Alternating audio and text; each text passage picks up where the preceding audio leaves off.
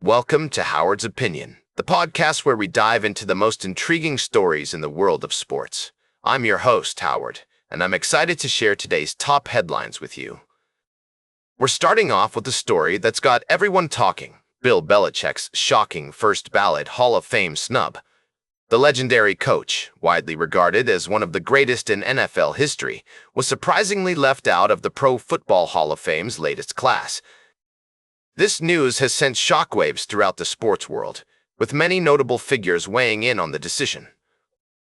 Tom Brady, who played under Belichick for many years, expressed his confusion and disappointment at the snub, while others have pointed to potential biases or asterisks on Belichick's record. But that's not all. We've also got an update on the Pro Football Hall of Fame class of 2026, with Robert Kraft and other notable figures vying for a spot. Will they make the cut? We'll be keeping a close eye on the developments. In other news, the Kelsey brothers are making headlines for their generous contribution to a GoFundMe campaign supporting Layla Edwards, the first black female hockey player to represent the U.S. in the Winter Olympics. The Queen of Cleveland, as she's affectionately known, has been making waves in the hockey world with her impressive skills and inspiring story. We'll be right back with more fascinating sports news on Howard's Opinion. Welcome back to Howard's Opinion, folks. We're diving into the world of soccer, where the stakes are high and the drama is always unfolding.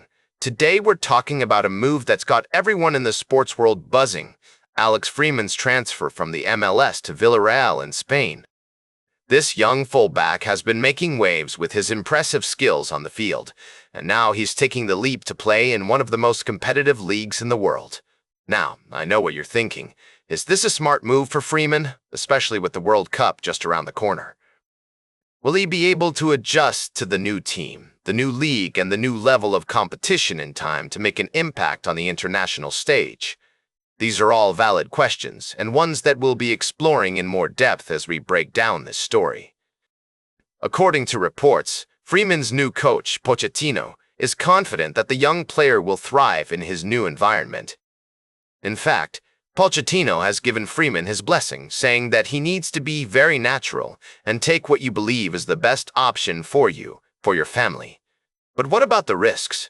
What if Freeman struggles to adapt or gets injured in the process of settling into his new team? We'll also be looking at how this move might affect the U.S. men's national team, particularly with the World Cup looming. Will Freeman be able to make a smooth transition and still bring his A-game to the international stage? And what about other players like Ricardo Pepi, who are also making moves ahead of the big tournament? As we analyze this story, it's clear that there are no easy answers. But one thing is certain: Alex Freeman's transfer to Villarreal is a bold move that could have major implications for his career and for the world of soccer as a whole. So, what do you think, folks? Is Freeman making a smart move, or is he taking a risk that might not pay off? Let us know your thoughts. Welcome back to the closing segment of Howard's Opinion. Today we're going to dive into a rather intriguing topic that has nothing to do with sports, but everything to do with the personalities that make the sports world so fascinating. I'm talking about the recent flirtatious exchange between Kendall Jenner and her ex, Devin Booker. Now, for those who may not be familiar, Kendall Jenner is a model and reality TV star, and Devin Booker is an NBA player who has been linked to Kendall on and off since 2020. Apparently, Kendall shared a post on social media where she was betting on the New England Patriots to beat the Seattle Seahawks as part of her Super Bowl 2026 campaign for Fanatics. And that's when things got interesting. Devin Booker decided to chime in with a comment that read, "I bet $1 million the Seahawks get that ring before you do." Now, this could have been just a harmless jab between two people who clearly still have a connection.